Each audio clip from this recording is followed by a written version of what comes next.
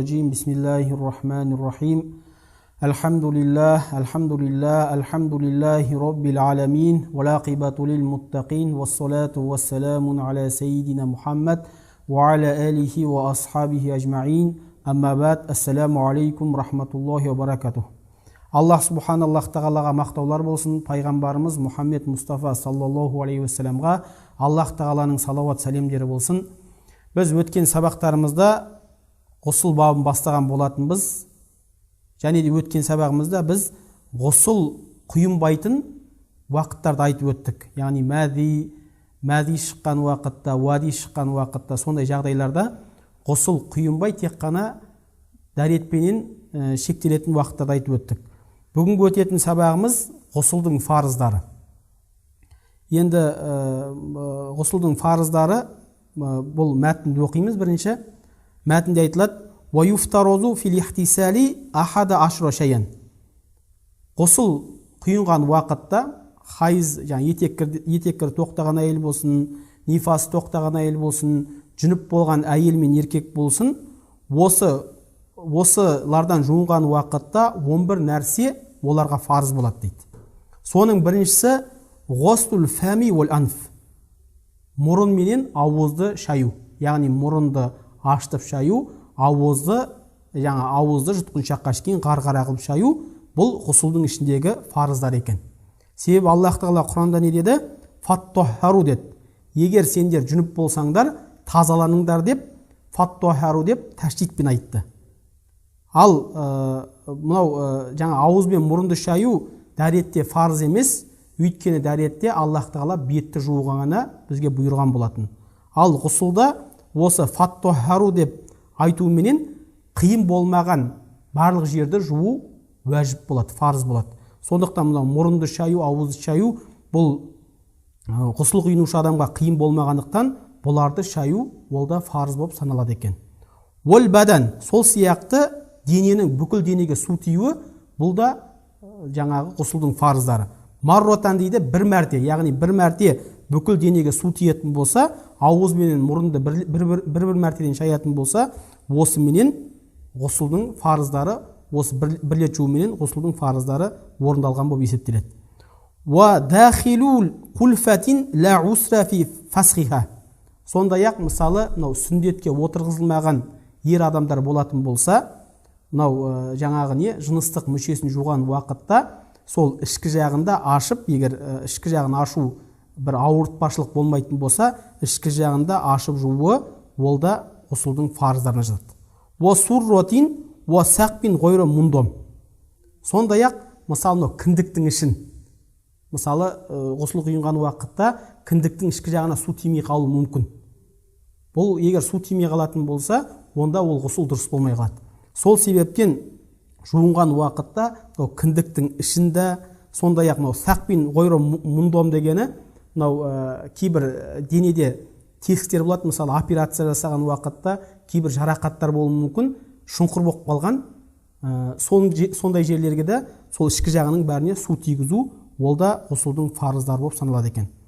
Ва дахилул мадфурин мин шари роджул мутлақон.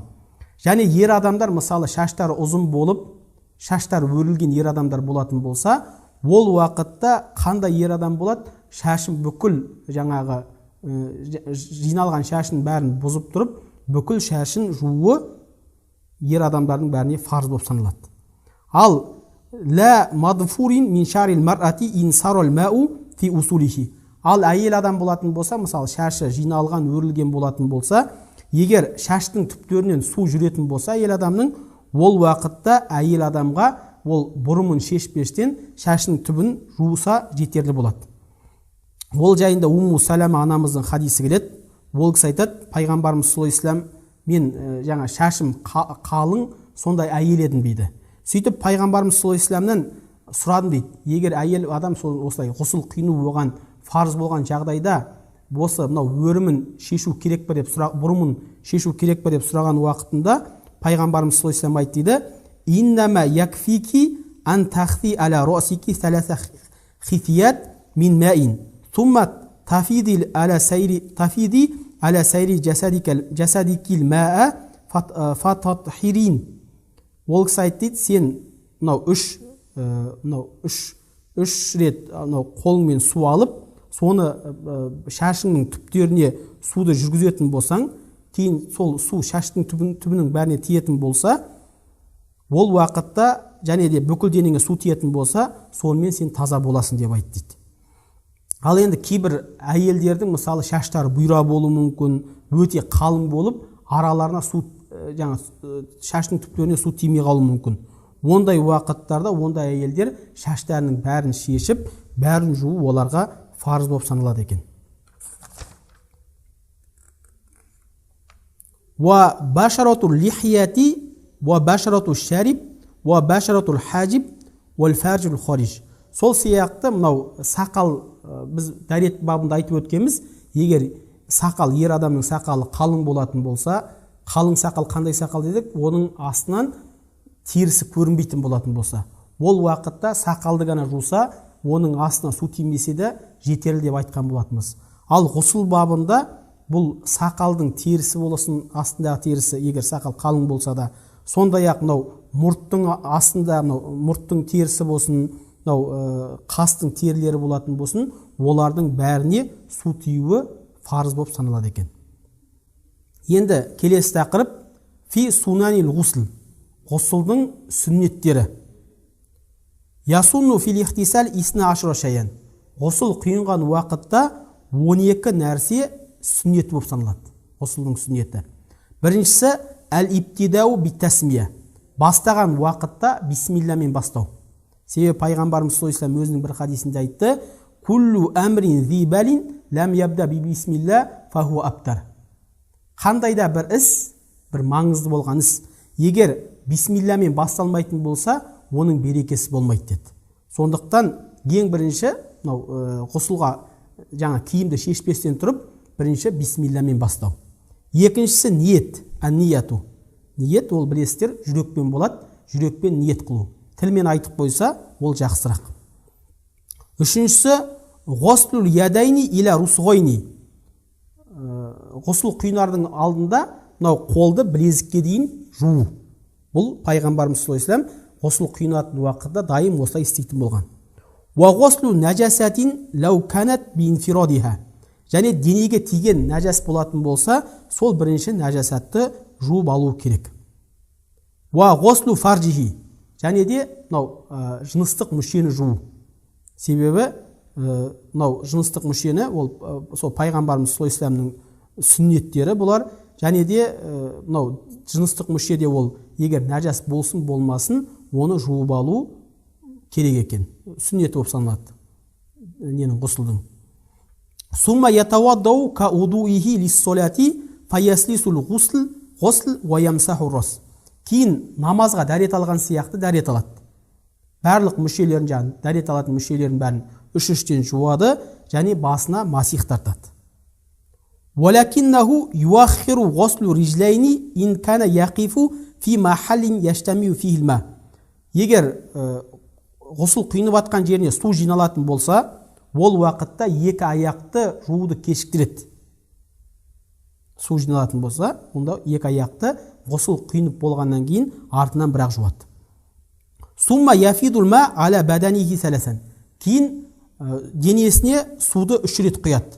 Әр құйған сайын денесінің бәріне су тиюі ол жаңағы міндетті болады.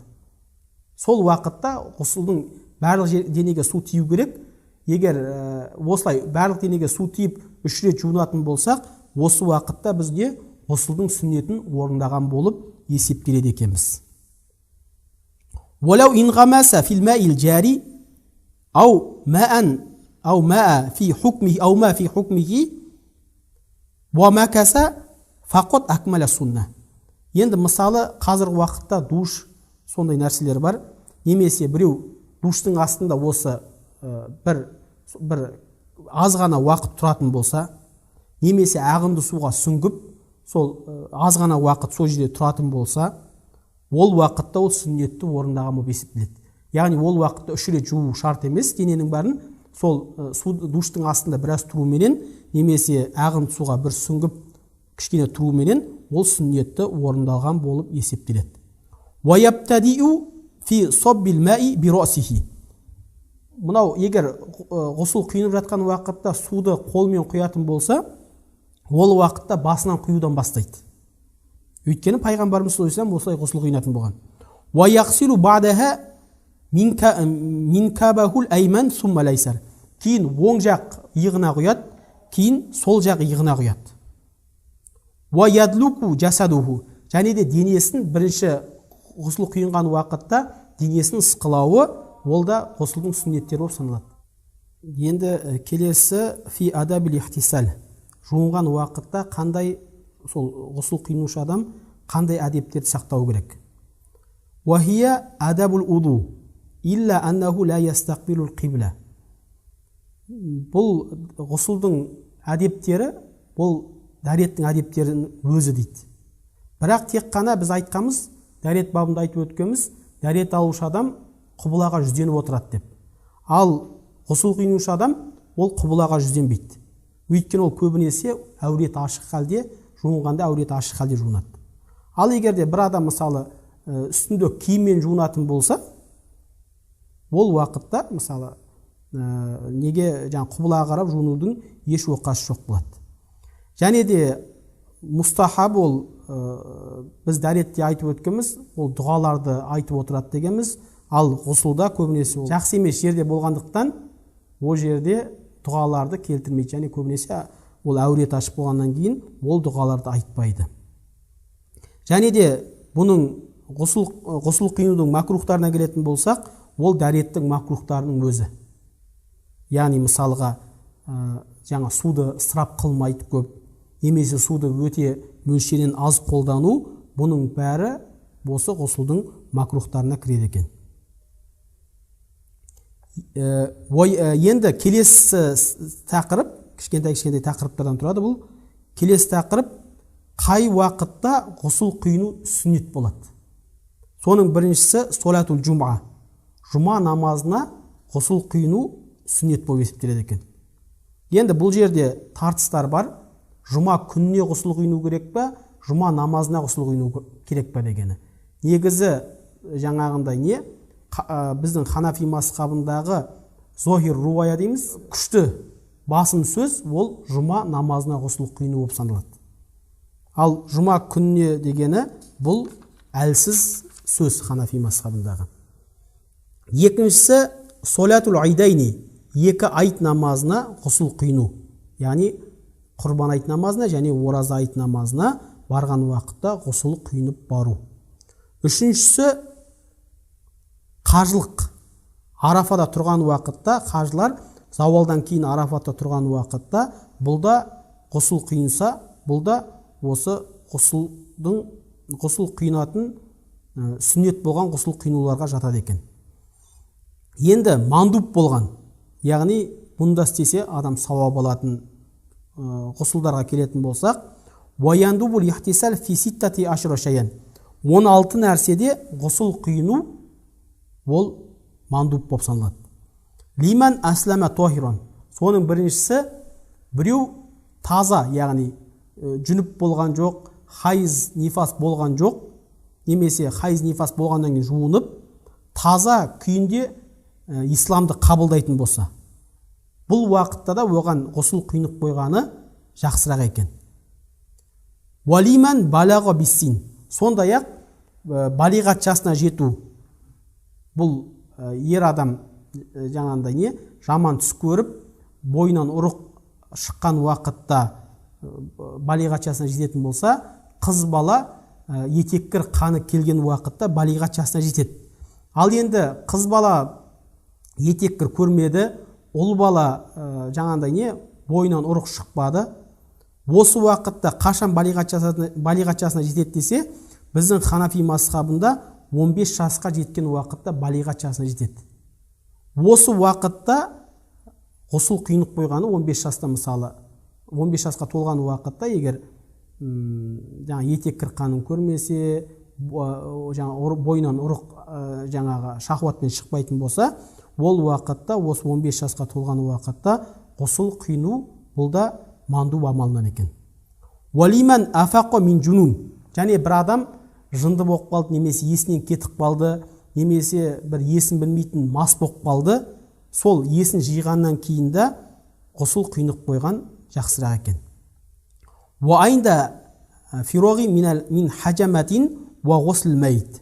Сондай-ақ қан алдырғаннан кейін, хижама дейміз, яғни қан алдырғаннан кейін, және де өлген адамды, мәйітті жуғаннан кейін де, осы уақыттардан кейін де ғұсыл құйынып қойған ол абзалырақ екен.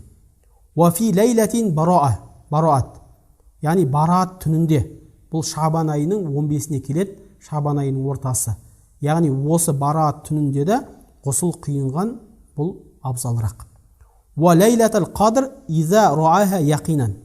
Сондай-ақ қадыр түні, егер анық қадыр түні екенін білетін болса, өзінің қадыр түнінің белгілері бар, сондай бір түн тыныш болады деген сондай белгілері бар.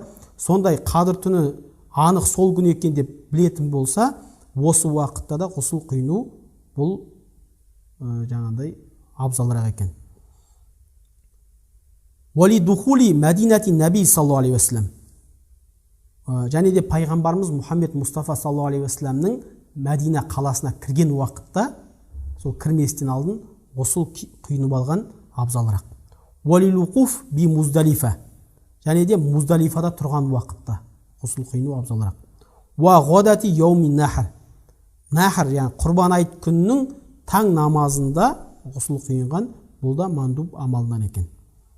Ва айнда духули Макка ли тауафи зияра. Зиярат тауафын жасау үшін Меккеге кірген уақытта. Вали солятил кусуф вал хусуф ва истисқа.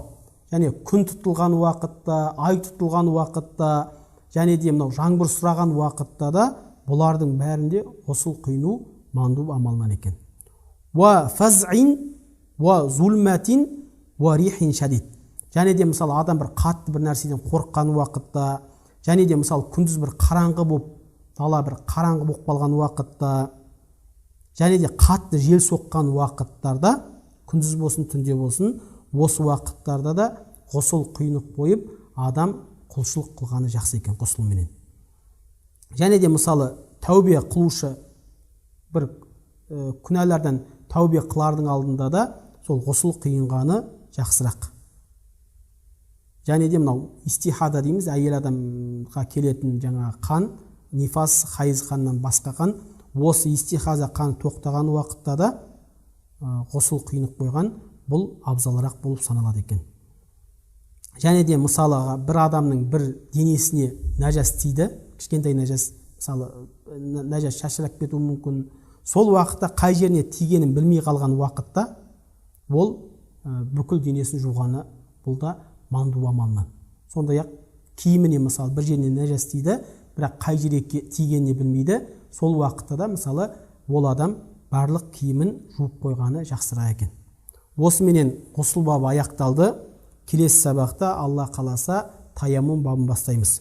Субханакаллахумма бихамдик, ашхаду ан ла илаха илля ант, ва астағфирука ва атубу илейк.